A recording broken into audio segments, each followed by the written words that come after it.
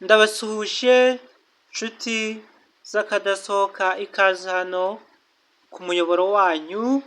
Uyu munsi ngiye kubagezaho ingaruka se cyangwa se ibibi bivamo mu gihe wemeye ko bagusengera bakurambuyeho ibiganza. Ese ni ibiki bikwinjiramo? Ntabwo mfite ubumenyi buhambaye ku bintu bijyanye na Bibiliya, ariko turifashisha Bibiliya. Reka duhere kuri Timoteyo umurongo wa 5 n'uwa 20 haranditse ngo ntukihutire kugira uwo uramburaho ibiganza kugira ngo udatwara ibyaha bye, ahubwo wirindire kuba intungane. Dukomeje ahangaha kandi ndaje mbasobanurire. Kuriya umuntu akuramburaho ibiganza ashobora kukwinjizamo imyuka mibi cyangwa se ibindi bintu bibi. Kandi turifashisha imirongo myinshi cyane. Twifashishe uyu murongo wa mbere wa Pawulo yavuzeho imbaraga zo kuba bakuramburaho ibiganza umuntu.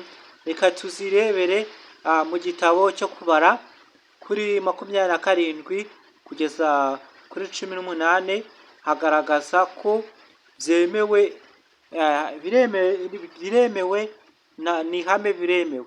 Imana yibwirira Musa ngo ramburaho ibiganza Yesuwa,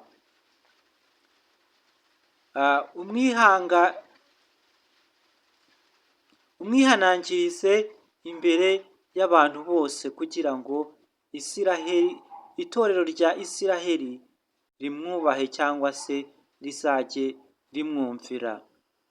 Murumva ko ibi bintu bizwi neza.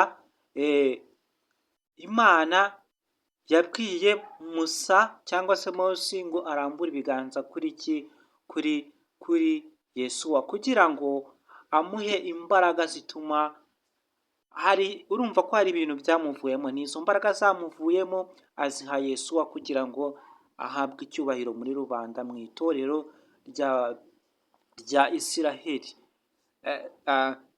Dukurikije iyo bakuramburaho ibiganza kuriya, murabizi ko hari igihe ushobora kujya kwifuza ku mupfumu, noneho aho kwifuza akakuroga, noneho ukarushaho kuremba cyane. Niba wari ugiye kwivuza inyatsi z'ubukene ahubwo akaziguteza. Ni byinshi cyane bivugwa ahangaha kugira ngo satani ubundi yabanye n'Imana n'abamarayika. Iriya ni imigenzo ya satani yifashisha kugira ngo kubera ko akora buri munsi kugira ngo atwigarurire. Umuntu ushobora kwizera umuntu ngo agusengere, noneho yagusengera wamusabye ko agusengera ukizwe gusambana, ahubwo ugasambana cyane. Mboneyeho no kwakira abantu bageze hano kuri uyu muyoboro mushya. Mukore subscribe, like, comment, mukomantinge na share, ni iby'agaciro. Nshimira abantu mwese mwagiye mukomantinga, mukora like, mukora subscribe. Mwarakoze cyane. Uyu muryango ni uwanyu, muwagure.